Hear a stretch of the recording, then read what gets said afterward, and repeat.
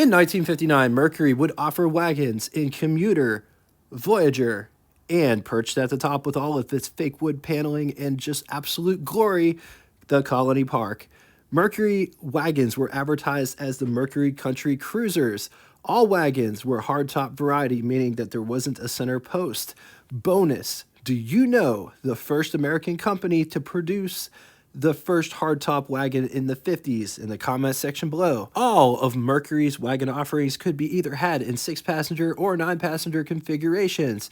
Both the Commuter and the Voyager could be had in either 2-door or 4-door wagons. Mercury would offer the Commuter wagon from 1957 through 1962. They took it off the menu for 1963, but then brought it back from 64 through 68. Options. Not getting into all of the options, but here are a few that stand out. Safety speed monitor. You set the speed that you don't want to exceed with the dial, and the safety speed monitor will gently remind you. And I love that it says gently remind you. What is that like? Is it like, hey, you're going too fast. Hey, you might want to slow down. Memory power seat, seat-o-matic, joystick controlled side mirror, power steering, power brakes, power windows, seat belts. So what do you get standard on the Commuter? Standard features include but not limited to panoramic skylight, windshield, roll-down rear window, concealed below-deck storage compartment. Mercury also increased the rear door size, which allowed easier access to the rear and exit. Mercury also revised the floor pan design with smaller transmission driveline tunnel hump. 1959 did see a bit of a facelift. I wouldn't go so far as say the whole thing was redesigned, but let's compare 58 Mercury Commuter wagon on top, 59 Mercury Commuter wagon on the bottom, starting in the front. Both use the same body shell, but they're designed totally differently. Notice that they both have quad headlights, but that's about the extent of the similarities aside from the mirrors are mounted on the fenders. I flipped the bottom image. It actually goes the other way. Wheel openings are about the same size or same profile, I should say, but the bumpers are different. The 1958 doesn't really have any bumpers per se. It's all just grille. The 1959 has a grille and a bumper that extends past. The headlights are done differently in the sense that it looks like the 59's, the hoods over top of the headlights just protrude ever so slightly more. The 59 has Mercury spelled out on the nose of the car, whereas the 58 doesn't. The windshield is totally different on the 59 versus the 58. Also, vent windows have changed, moving to the side profile. Before we do that, the 59 has some fender marker, not fender marker, but their fender bling that the 58 doesn't have. Now moving to the side profile. Upon further examination, these two body shells look really different. Take a look at the wheel openings. They're drastically different. The 58 flares out more, whereas it's just a protrusion on the 59. Also notice the windshield profiles, totally different, as well as vent window profiles, as well as the top is different as well, and the side glass in the back, which both of them curve, but it looks like the 59 might be a slightly longer. Also take into account all of the different body work, body sculpting between these two, and trim differences. The B-pillar on the 59 looks more slender than the B-pillar on the 58. Also just take into account all of the different body lines sculpted between these two. They're drastically different. Also notice the gas filler location changes on the 58. On the 58, it's on the driver's side. On the 59, it's on the driver's side, but it's in the rear. Moving aft. Better look at the B-pillar situation, and it is more slender on the 59 versus the 58. Also, just check out how different these two rear ends are. The lights have roughly the same kind of profile, but they're more slender on the 58 versus wider, or I shouldn't say wider. They fan out more on the 59 and designed totally differently. Mercury is spelled out on both rear end profiles. The 58 has a bumper in the rear as well as the 59. Jumping inside to take a real quick gander at the dash and interior situation, which you've guessed it, both are totally different. The 58 has an oval shaped steering wheel. The 59 has a traditional circular steering wheel. Which one do you like better? Let's talk specs. 218.6 inches long, 80.7 inches wide, 57.8 inches tall. It rides a wheelbase of 126 inches. It weighs 4,400 pounds. Price $3,215, which would be equivalent to you spending $34,868.39 in the year 2025. Total 1959 Mercury production was about 150,000 units, of which total commuter wagon was 15,122 units. That was the four-door variety. The two-door variety saw 1,051 units produced. Moving on to engine, only one engine on offer for the commuter wagon. 383 cubic inch displacement overhead valve, MEL V8, 6.3 liters. It was good for 280 horsepower, 4,600 RPM, 375 pound-feet, or 509 newton meters, around 2,900 RPM, with a bore of 4.3 inches and a stroke of 3.3 inches. 5 main bearings when backed with a 3-speed manual transmission. 0 to 60 could be had in around 9 seconds, with a theoretical top speed of 130 miles per hour, while achieving an average of anywhere between 10 to 11.4 miles to the gallon. If this is the first time that you're checking out the channel, welcome to What It's Like. If you did, give us a like and subscribe to What It's Like so you never miss a video. This car is currently for sale at Motor Car Portfolio out in Magnolia, Ohio, where they got this car and a selection of cars that you don't normally see every day. They got this, they got a 1965 quad cab GMC truck.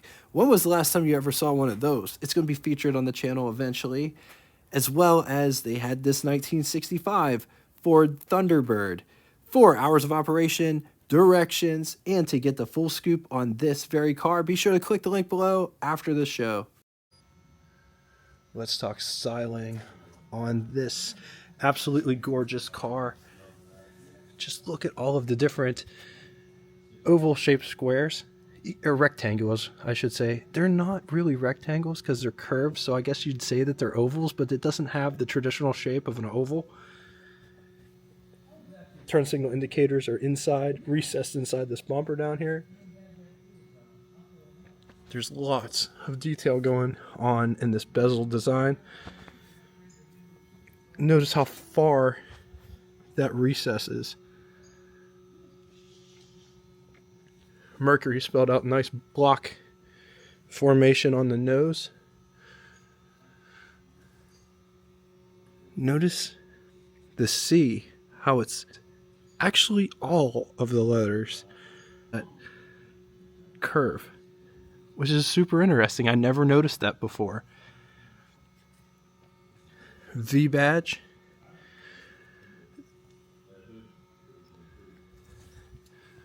The hood profile is relatively smooth, no center line, going towards the wraparound windshield with windshield wipers that follow. It does have these ever so slight channels in the fenders.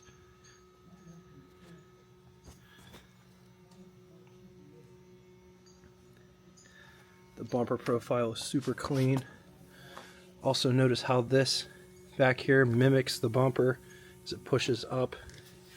There's another hole down here to allow air to cool the engine.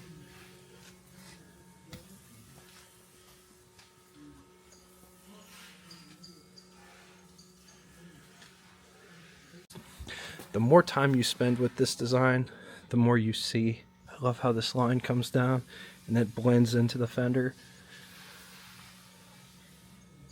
Some fender bling.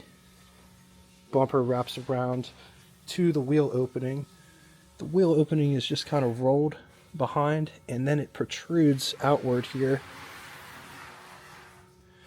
There isn't any rocker trim or rocker molding, but that part does protrude out.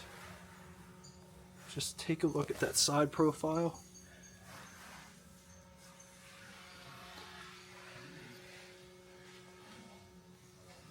Mirror placement and design on the front fender.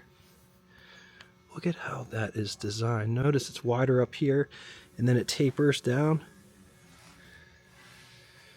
Massive windshield. Also notice how it pushes back a little bit.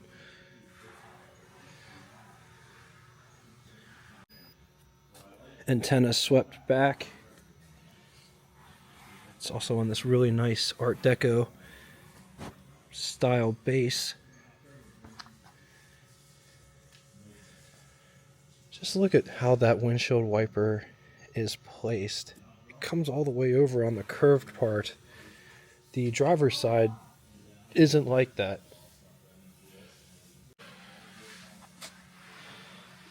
Vent windows. This car does have drip rails. There's a bead that starts down here, and then it transforms into the drip rail, which runs the length of the cabin, and then it exits there. But funny enough, it picks back up. There's a drip edge over top of this window, and it goes around the rear of the wagon. There's also all kinds of ribbing at the top.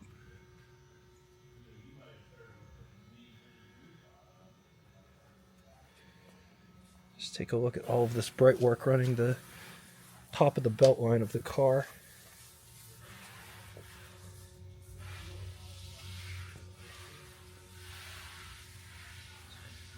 Man, just take a look at those taillights, which are lifted right from the concept car, the XM Turnpike Cruiser concept car. Also notice how these angle up like Buick Electra Delta fins. Super interesting.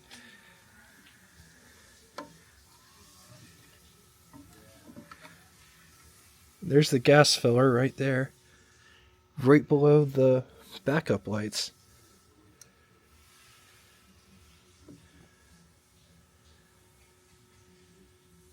The bumpers are the same as they would be if it was a car, but the rear is done a little bit differently, especially like the gas filler location. That's not the same as a car, because we just looked at a car not too long ago.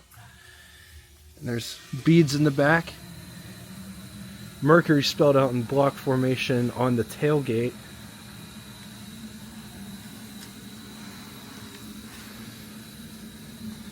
Also notice this part here protrudes, hangs over the rear a little bit. The rear window is electric operated, and they put it down so we could get in the back here, which to get back here there's a door handle here. You just pull up on that. And the tailgate's pretty heavy. It goes down like this.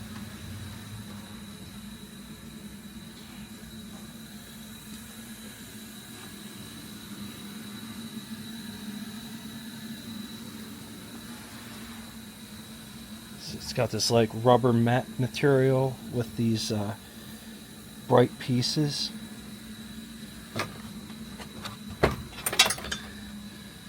Man, just check out all that space. There's the jack stands. Spare tire is located right off to the side there.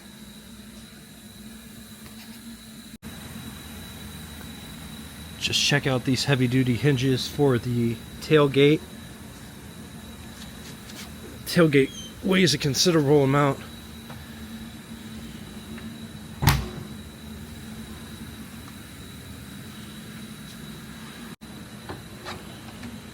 This door has a lot of heft to it. Here is the door lock mechanism, armrest, door handle to get out, window crank for the big window. Operates like this. Notice it's all framed out. Also interesting to point out that this is a hardtop wagon, so it's super rare. And what that means is there isn't a pillar or a post that goes all the way up. The post only goes up halfway. And it's super rigid. It doesn't move at all. And it's just the coolest thing in the world. It looks so alien when both doors are open on both sides, because usually you're used to seeing a post here, but there is no post. It's just super cool to see.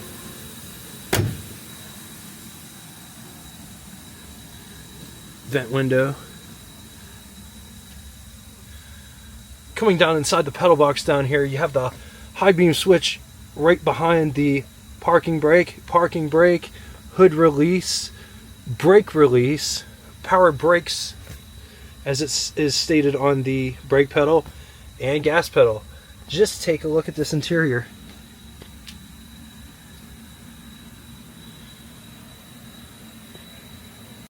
Here is what over the hood would look like. Here's what first person over the hood would look like. Up above, there are sun visors, and they are on the big and slender side. Operate like this. And notice the placement of the rear view mirror. So you could have both of the sun visors in place, up like this, and it doesn't affect the rear view mirror, which is not daytime, nighttime, but it's really cool that they dropped it down further so that doesn't affect it. So you don't have to choose if you're getting blinded by the sun or if you want to see who's behind you, which is a really nice feature. Underneath the steering wheel, there's tons of space to put my hand in between my lap and the steering wheel. And the only reason I show that is because if you don't fit in the car, it's not that comfortable to drive the car. But I love this steering wheel. I love how it's dished, and I believe that was a safety feature. And it has nice texturizing on it, which you can mess with at the traffic lights, which is nice. This horn ring is beautiful as well, with Mercury crest in the center. On to the button switches and knobs. 120 mile per hour speedometer, high beam indicator at the very top, odometer just below the speedometer in the center, turn signal indicators flanking, gasoline gauge, generator warning light, oil pressure warning light, coolant temperature, brake warning light to let you know that the parking brake is engaged.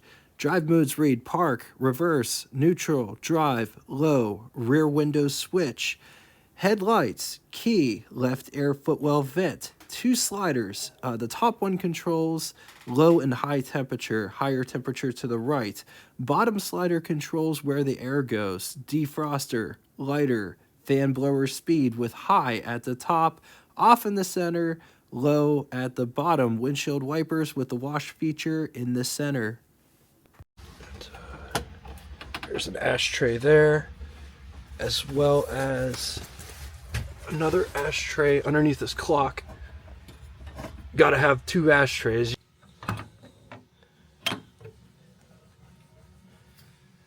Just look at the door panel in the back, armrest, door handle to get out, window crank for the big window, which operates like this. And notice it's all framed out. Also notice there is this channel here to catch up with the other windows so it doesn't leak. And both the windows both windows, when they're fully up, they take up this space, which is really cool. No pillar. So that's how much space you have back here. There's a ton of space, to be 100% honest. Transmission tunnel isn't that big.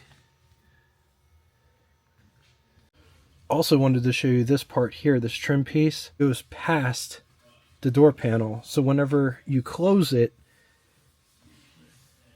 it meets up with that, which is super cool.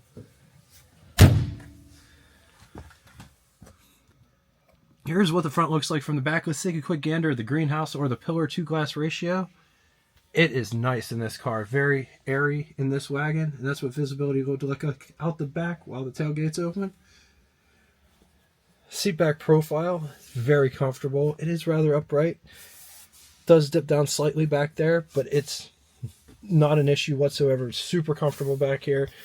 I'm 6'2", and I have tons of space, plenty of space. I can even put my feet up here. There's actually a footrest underneath the seat. Super nice. There is a communal ashtray for everybody back here to share. Coat hanger on each side, as well as dome light in center. Just take a look at how big those windows are, the side glass. Also notice how it wraps around back there to meet up with that pillar. It's a huge piece of glass. So getting under the hood, we've already released it from the inside. There's a J-hook down here, and it just catches to the inside fender. Just move it away.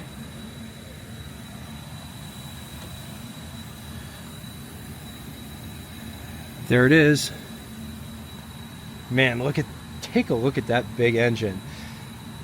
We recently did a car one, and I misspoke and said that was the 383. This one's the 383 because the difference is the distributor's in the front. The Y block distributor was in the rear. So the MEL version, the MEL engine family with the distributor in the front. It's got power brakes with single master cylinder. Looks like what the doohickey is. Very interesting looking doohickey. It's got the glass bowl fuel filter. Just take a gander at how big that radiator is right there.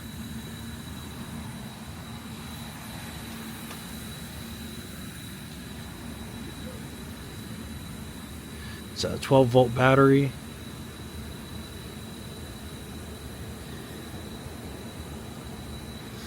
So, oil dipstick right there. This one's for the transmission fluid dipstick. Oil fill right there. Notice the coil. It's a really tiny coil. On the positive side, hardtop wagon, in my opinion, there is nothing cooler. Design aged well, awesome. Rear lights, extra concealed storage compartment that's pretty large to put tools in and such. 383 V8 was standard. Great greenhouse effect inside, and these are rare against it. Big, heavy, and can be thirsty. Wagon-specific parts like the curved side glass, they might be hard to find. All right, now it's time for Would You Rather. These are not fair by any stretch of the imagination, but which one would you rather have? 1959 Pontiac Catalina wagon, or 1959 Mercury Commuter wagon, or would you rather wait until 1960 and get the Plymouth Suburban wagon? And I know the Mercury more or less goes with Dodge, but the Suburban, the Plymouth Suburban just looks so cool. I'm going to leave this here for a minute. If you need more time, feel free to pause the video. On to the second scenario. Bit outside the box, but which one would you rather have? 1959 Edsel Villager wagon, or 1959 Mercury Commuter, or 1959 Ambassador Cross Country wagon. I'm going to leave this here for a minute. If you need more time, feel free to pause the video.